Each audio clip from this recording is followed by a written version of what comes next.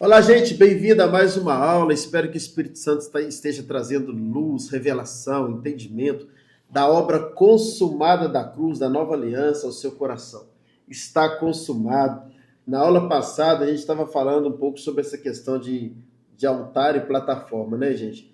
Na velha aliança, tinha um altar de pedras, né?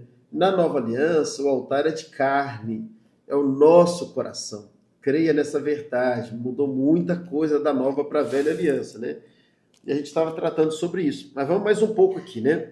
Lembre-se, somos da nova e não da velha aliança. Mesmo que você tenha tido experiências com Deus no tempo da velha aliança, não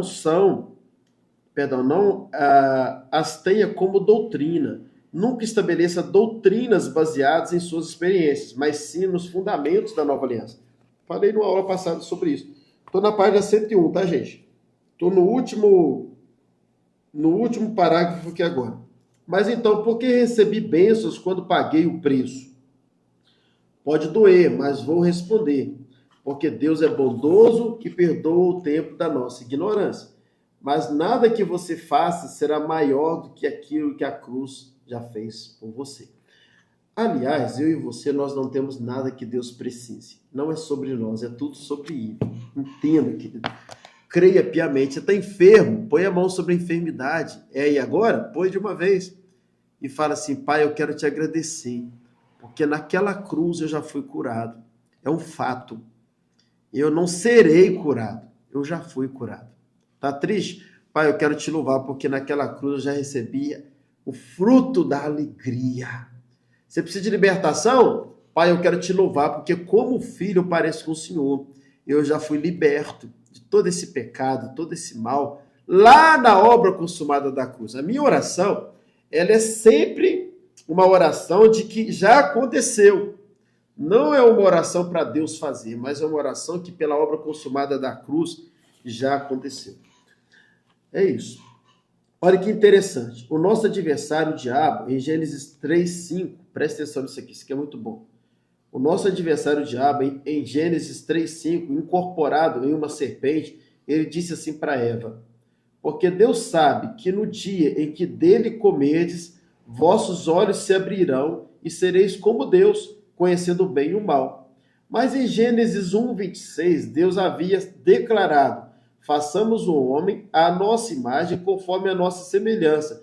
Deus já os havia criado à imagem e semelhança de Deus. A imagem e semelhança dele, né? Ele não precisava comer do fruto para se tornarem iguais. Eles não precisavam comer do fruto para se tornarem iguais a ele, pois já eram semelhantes a Deus. Infelizmente, esse engano esse engano da serpente ainda funciona nos dias de hoje. O inimigo sempre tenta nos fazer crer que é necessário fazer algo para ser, quando na verdade somos para fazer. Somos filhos por causa de uma obra que já foi consumada. Portanto, o que fazemos para Deus hoje não é para ser, mas porque já somos. E não é para ter, pois nele já temos tudo de que precisamos, basta nos apropriarmos. Deixa eu explicar isso aqui melhor, gente. Essa passagem aqui. Lá em Gênesis, capítulo 1, versículo 26, Deus criou o homem. A gente lembra disso, né? Ele criou o homem à imagem dele conforme a semelhança. Então, Adão e Eva já tinham sido criados, imagem e semelhança de Deus. Resolvido. Gênesis 1, 26. Em Gênesis 3, 5, o diabo incorpora na serpente e fala assim para Eva, o dia que você comer desse fruto, você vai ser igual a Deus. Ela já era. Ela não precisava fazer nada para ser, ela já era. Só que isso funcionou, infelizmente deu certo. Ela comeu para ser, quando na verdade ela não precisava fazer nada para ser. Então ela fez alguma coisa para ser. E hoje o inimigo usa essa estratégia, até os dias atuais, é um modelo de lei. Faz para ser, paga o preço para ser abençoado, se santifica para ser salvo, obedece para Deus te dar, vai para o jejum e oração que Deus sempre colocando a gente para fazer alguma coisa para depois Deus fazer. Não, querido, não. Não é nada que a gente faz para depois Deus fazer. Eu só preciso crer que Deus já fez o sacrifício com o seu Filho, o maior de todos os sacrifícios, para já sermos abençoados. Então não é o que eu faço para ser, é quem eu sou para fazer. Então a gente precisa acabar com essa crise de identidade, de pensar que eu tenho que fazer alguma coisa para ser. Não, eu já sou filho de Deus. E como filho de Deus eu faço. Então quando eu me santifico, e através da ajuda do Espírito Santo que habita em mim, eu não me santifico para Deus me amar mais. Eu me santifico porque Ele já me amou. Eu não me santifico para Ele me abençoar mais. Eu me santifico porque Ele já me abençoou. Eu não me santifico para ser salvo. Eu me santifico porque eu já sou salvo. Não é meritocracia, é graça. Não é Deus de depois, é Deus de antes. Amém, meus irmãos? Então essa estratégia, infelizmente, Satanás usa até os dias atuais. A gente está sempre pensando que é alguma coisa que a gente faz para acionar Deus em alguma área da nossa vida. Não, eu só preciso crer que eu sou filho de Deus, que já sou abençoado, eu sou amado, eu sou mais que vencedor. Para perdoar, eu já tenho o Espírito derramado no meu coração e por isso o próprio amor dele já está derramado, como está em Romanos 5,5. Então tudo que eu preciso ser, eu já sou. Para que tudo aquilo que eu preciso fazer, eu tenha domínio, autoridade e governo para fazer. Tá vendo a diferença? Aleluia, Deus é bom. Vamos lá. Em Gálatas, capítulo 4, versículo 1, vou pular para a carta aos Gálatas aqui, né? Aliás, nós já estamos nela. Depois eu vou voltar no capítulo 3. Mas vamos aqui no capítulo 4, só para a gente entender aqui. Gálatas, capítulo 4, versículo 1, diz assim: por todo o tempo que o herdeiro é menino, em nada ele difere de um escravo, ainda que seja senhor de tudo. A verdade é que só filhos maduros têm acesso às prateleiras mais altas. O que acontece, irmãos? O que Paulo está dizendo aqui? Ó? Digo, porém, que enquanto o herdeiro é menino de idade, é menor de idade, né? Ele é menino, em nada ele difere de um escravo, mesmo sendo senhor de tudo. Tem tudo a ver com o que a gente está falando aqui. O crente já é crente há anos, mas ele se comporta como um menino. Então tudo é dele. Mas por ele não crer, ele vive como tudo não é dele. A graça, querido, ela só é graça na vida de quem entende a graça. Por exemplo, a graça salva o ser humano, mas aquele que não crê, ele vai para o inferno. Então, olha o poder do crer. Isso vale para o ímpio e vale para a igreja. Só que, porém, em outra esfera. Para a esfera do mundo creu nessa graça, que é a obra redentora da cruz, ele é salvo. Ninguém vai para o inferno porque peca ou vai para o céu porque não peca. Não é assim. A pessoa vai para o inferno porque não creu ou vai para o céu porque creu. Tá dando para entender? Então tudo hoje é o crer.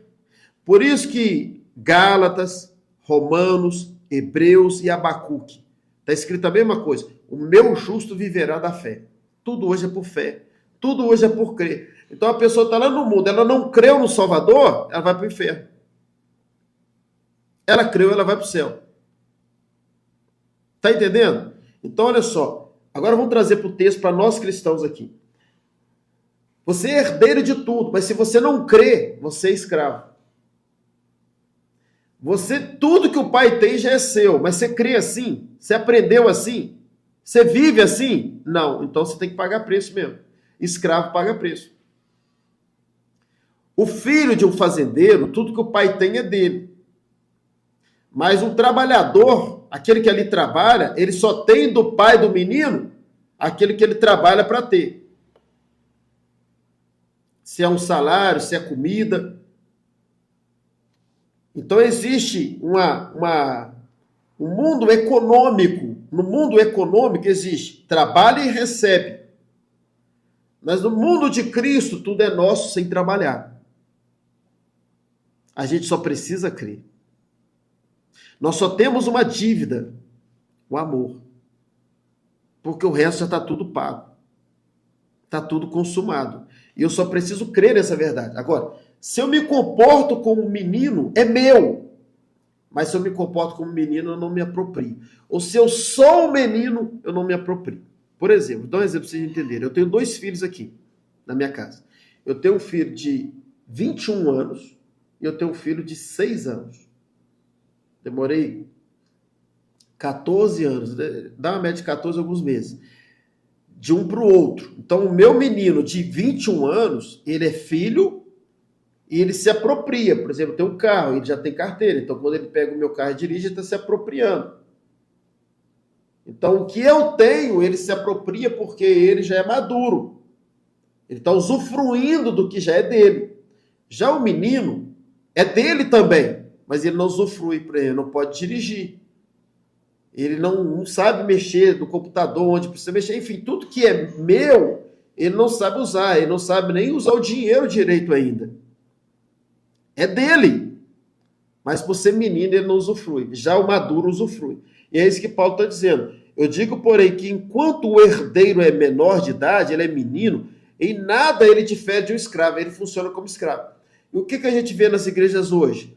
Filhos, meninos. Eles são filhos, mas eles não usufruem como filhos. Por quê? Porque são meninos, meninos do entendimento, meninos da revelação, meninos do conhecimento, do que de fato a cruz fez deles, do que a cruz alterou na nossa vida quando cremos. E é isso que Paulo está querendo dizer. Mas vamos lá. E aí vamos continuar aqui. Todo cristão é filho de Deus. João 1,12. Mas, infelizmente, nem todos creem como filhos. E é necessário amadurecermos na fé e no conhecimento de quem somos em Cristo por causa do sacrifício da cruz. Um filho maduro tem a consciência de que tudo o que o pai tem é dele. Já um escravo só tem o que consegue através de seu trabalho. É o preço que se paga, né? Ou seja, o filho tem para fazer e o escravo faz para ter. Viu a diferença? Se liga esse ar um pouco aqui. O filho, ou seja, o filho tem para fazer. Isto é, o filho já tem, tudo é dele e ele faz, ajuda o pai, administra o patrimônio de um pai, mas é tudo dele. Tudo é do nosso pai. Ele é Deus da terra. Tudo é dele. Né? Então a gente precisa ter essa consciência, ele já é o nosso provedor. Então, o filho, ele tem para fazer. O escravo, ele faz para ter. É o inverso. Você conhece alguém assim? Que só crê quando faz? Se eu orar, jejuar, me santificar, obedecer, pagar o preço, então Deus vai me dar. Você conhece alguém assim? Aprendeu no modelo meritocrático, o modelo da lei.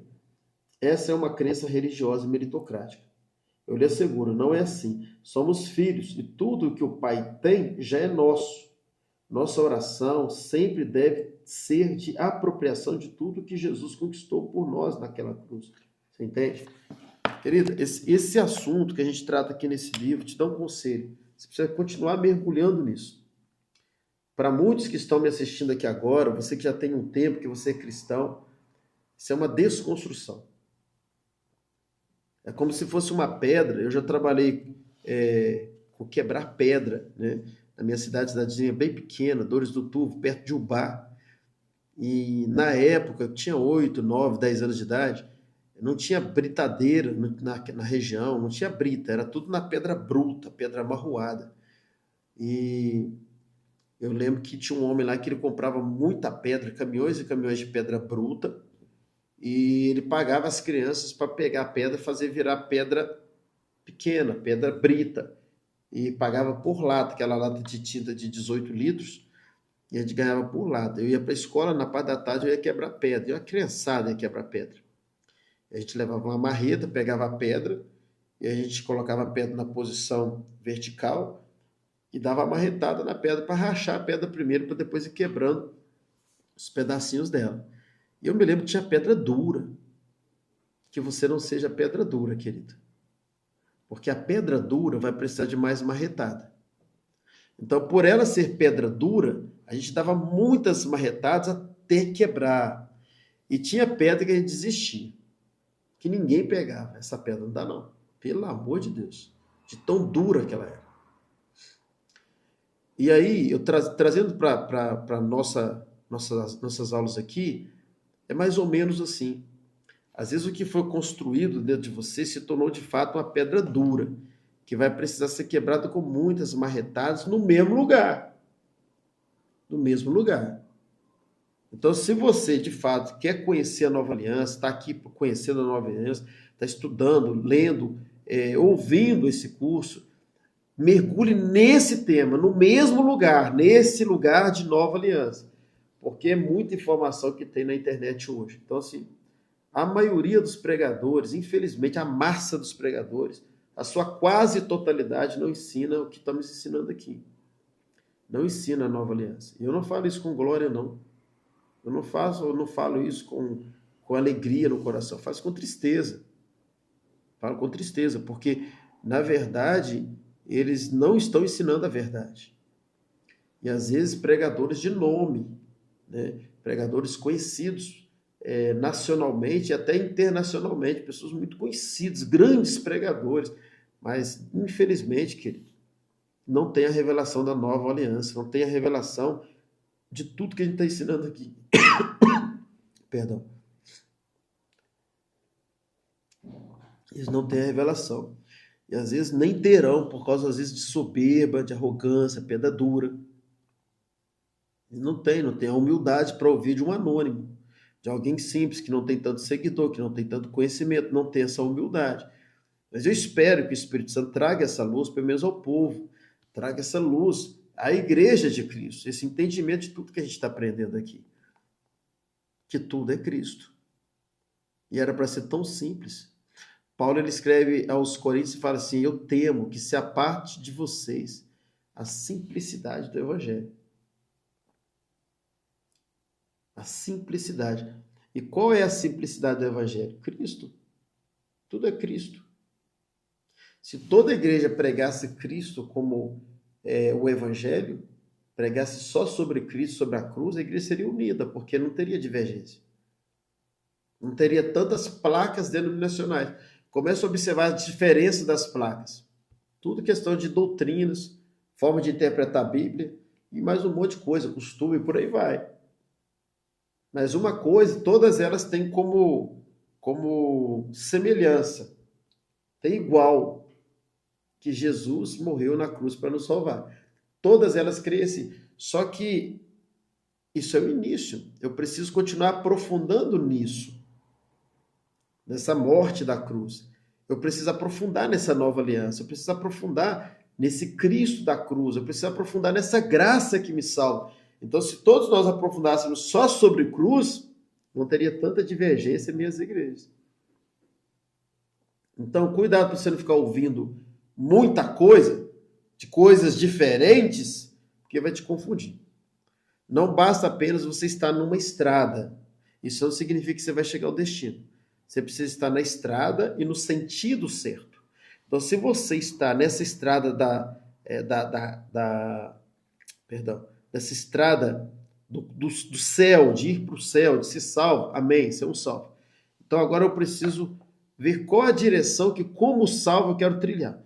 Eu quero essa que cada um pega uma miscelânea de cada um de uma coisa diferente, está falando de Deus, tá bom, então essa é uma linha. Não é a nossa linha. Não é o sentido da nossa linha. Até porque esse sentido leva a muitos lugares. O nosso sentido é o único alvo. É uma estrada que lá no final está Cristo. Então o meu alvo é sempre Cristo. É o modelo da nova aliança. Então assim, você não pode ficar ouvindo... Se você realmente, eu estou te dando um conselho, você é livre. Mas se você realmente quer entender a nova aliança, você não pode sair, por exemplo, de uma aula dessa e ficar ouvindo uma pregação de um pregador da velha aliança. Isso vai te confundir. Ah, pastor, mas o meu pastor, ele ensina muito a questão da velha aliança e tal. Então, assim, com muito amor, você precisa obedecê-lo, é claro que ele é o seu pastor, mas com muito amor chegue até ele, dá um livro desse de presente para ele, dá o curso para ele, e quem sabe, em nome de Jesus, ele seja mais um que tenha essa luz, essa revelação da nova aliança e ensine a nova aliança. E tudo por causa da graça, da bondade, do favor de Deus. Eu não estou dizendo aqui que eu sou dono da verdade. Dono da verdade é o Espírito Santo. Mas eu preciso crer que estou aqui ensinando a verdade para você. Para a glória dele. Então é isso. Então vamos mais um pouco aqui. Se faz sentido tudo que estamos ensinando aqui, você precisa compartilhar com o máximo de pessoas. Ah, vamos lá. Veja mais sobre o capítulo 4 de Gálatas, página 103. Porque está escrito que Abraão teve 2 filhos, um da escrava e o outro da livre. Todavia, o que era da escrava nasceu segundo a carne, mas o que era da livre por promessa. O que se entende por alegoria, pois essas são as 2 alianças, uma do monte Sinai, gerando filhos para a servidão, que é Agar. Ora, esta Agar é o monte Sinai na Arábia e corresponde a Jerusalém que agora existe, pois é a escrava com seus filhos. Mas a Jerusalém que é de cima é livre, a qual é mãe de todos nós. Porque está escrito, alega-te, estéril, que não dás à luz, esforça-te e clama, tu que não estás de parto, porque os filhos da solitária são mais do que os daquela que tem marido. Mas nós, irmãos, somos filhos da promessa, da livre, como Isaque. E assim como, então, aquele que era gerado segundo a carne perseguia o que era segundo o Espírito, assim também acontece agora. Mas que diz a Escritura? Lança fora a escrava e teu filho, porque de modo algum o filho da escrava herdará com o filho da livre. De maneira que, irmãos, não somos da escrava, mas da livre. Eu li o capítulo 4 de Gálatas, do 22 ao 31. Então, olha isso aqui. Isso aqui tem tudo a ver com o que eu falei agora há pouco. Paulo está dizendo que as 2 mulheres que tiveram filhos com Abraão, que é Agar e Sara, né, uma delas, que foi Agar, gerou filho da escravidão. Por quê? A semente dá fruto conforme a sua espécie. Como ela era escrava, ela gerou filho da escravidão. Já Sara era a esposa mesmo, né, de Abraão. Ela também gerou filho, porém filho biológico, filho natural mesmo, que é o filho da promessa que foi prometido, que é Isaque. Nós não somos filhos da escravidão. Nós somos filhos da promessa. Nós somos descendentes de Abraão por causa do descendente, no singular, que foi Cristo. Então nós fomos enxertados em Abraão por causa de Cristo. Então toda a promessa dada a Abraão é para nós hoje também, porque Cristo, o descendente, nos enxertou. Então preste atenção, nós não somos filhos da escravidão, nós somos filhos da livre. Porque nós temos o entendimento que tudo hoje é Cristo. Agora, o que eu costumo dizer? Infelizmente, tem muitos dos nossos irmãos em Cristo, de outras denominações, de outras igrejas, que não crê como a gente crê. Que ainda está nesse modelo de pagar preço, de pensar que é alguma coisa que ele faz, enfim, tudo contrário a tudo que a gente tem ensinado. Eles são salvos em Cristo? São. Só que eles vivem muito mais como escravos do que como filhos. Eles estão vivendo muito mais como filho da velha aliança do que da nova. Perceba que Paulo vai dizer que Agar e Sara são as 2 alianças. Então eles estão vivendo muito mais como filho de Agar do que filho de Sara. Então eu costumo dizer que eles são nossos irmãos por parte de pai, que é Abraão, mas não são irmãos por parte de mãe, porque ao invés de viver como filhos de Sara, vive como filhos de Agar. Então isso acontece nos dias atuais? Acontece. E o texto diz para nós que não tem como, o texto está dizendo, e de fato aconteceu lá em Gênesis, que não tem como andar juntos o filho da escrava com o filho da livre. São diferentes. Por isso que Paulo e Pedro deram a dessa da comunhão. Você vai pregar para um lado, eu vou para o outro. Porque são evangelhos diferentes um do outro. São ensinos diferentes, são crenças diferentes. Né? Então, o que o texto está dizendo para nós, Paulo dizendo aos Gálatas, que não há como o filho da escrava ficar junto com o filho da livre. Por isso que o filho da escrava teve que ir embora, lembra? Agar teve que ir embora com Ismael. Isso tudo é tipo, gente, tudo é tipologia da nova aliança. Então, o filho da escrava teve que ir embora, e o filho da luz ficou, da livre ficou, que foi Isaque. Aí vamos trazer isso para a gente entender para os dias atuais. Não há como, querido, você que está querendo a nova aliança, está entendendo a nova aliança, ficar ouvindo pregadores da velha aliança, mergulhando na velha aliança. Isto é, manda o filho da escrava embora. Não é que você vai brigar com alguém, ter ódio de alguém. Não é nada disso, ou até mesmo sair da igreja. Não é nada disso. mas eu preciso absorver, ouvir tudo e reter o que é bom, do que diz respeito ao filho da livre. Por isso que eu sou chato, irmãos. Chato no bom sentido da palavra, né? Sou radical, até com hinos que a gente canta, né? A Carol faz parte do louvor aqui, ela sabe o que eu falo. Eu oriento eles até na escolha dos cânticos, porque tem cânticos que não tem nada a ver com a nova aliança. São cânticos da velha aliança, convidando o Espírito Santo para vir, sendo que já habita dentro de nós. E muitas coisas, enaltecendo demais o homem, quando Cristo que deve ser enaltecido, e por aí vai. Por aí vai. Então a gente procura guardar o nosso coração acerca de tudo que tem a ver com a nova aliança e não com a velha aliança. Daí a grande importância de você tomar cuidado com o que você tem ouvido, que você tem cantado. E por isso que você precisa ir mergulhando dentro desse tema. Porque quanto mais você mergulha, mais você vai entender sobre a obra consumada da cruz. E eu estou aqui para servir vocês. Então, assim, eu estudo Nova Aliança praticamente todo dia. São 8 anos estudando Nova Aliança. Já estudei Nova Aliança 6 horas num dia. Sabe, eu amo, eu sou apaixonado com Nova Aliança. Então, assim, eu sei tudo? Claro que não. Mas às vezes eu sei coisas que você não sabe. Então você tem aí o meu contato, de alguma forma você me acha, através do próprio Instagram, numa mensagem lá no Instagram, você vai me achar, de alguma forma, para tirar todas as suas dúvidas, para que eu continue te ensinando sobre a nova aliança e você seja liberto definitivamente desse modelo de escravo, que é o modelo da velha aliança. Bom, quantos minutos deram aí? 26. Vamos só mais um pouquinho aqui, a gente encerra. Paulo, nestes versículos, faz uma alegoria entre as duas alianças. Filhos da escrava e os filhos da livre. Muitos são filhos de Sara e outros filhos de Agar. Uns, infelizmente, vivem sob o fardo da velha aliança. Outros sob a leveza da nova aliança. Uns vivem como escravos, outros como livres. Eu quero até abrir aqui um parênteses aqui, mas olha, você concorda comigo que todos nós, como humanos, a gente prefere o leve do que o pesado? Por exemplo, você prefere ir a pé ou de carro? Prefere de carro, porque é mais leve. Você prefere subir um prédio de 30 andares na escada de concreto ou no elevador? Elevador, é ou não é? Você prefere ficar em pé assistindo um culto ou sentado? Sentado. Você prefere carregar 5 quilos ou 100 quilos? 5. Então, começa a perceber que a nossa natureza é uma natureza que prefere o mais leve do que o que é mais pesado. Sim ou não? Então, a gente já tem isso por natureza. Preferir o que é mais leve do que o que é mais pesado. Certo? Tá bom.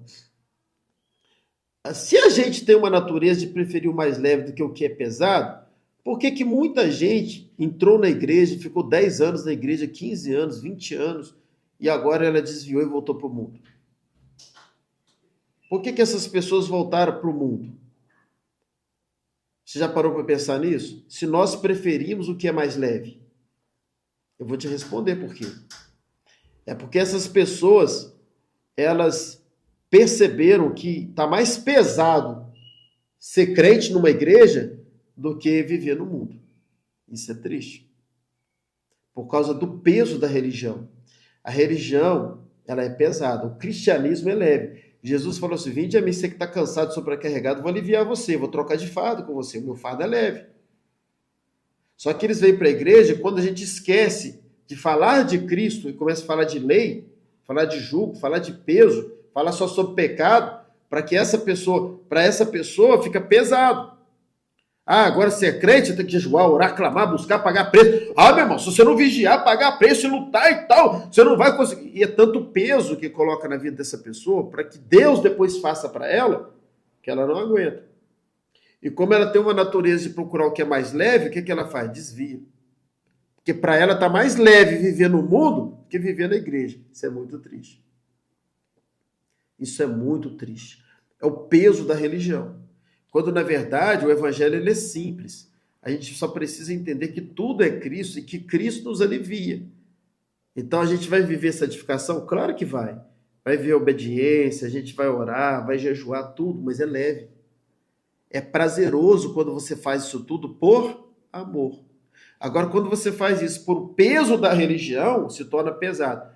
E é por isso que tem muita gente desviada hoje, muita gente afastada, muita gente desigrejada, porque está mais pesado viver dentro de uma igreja do que fora dela.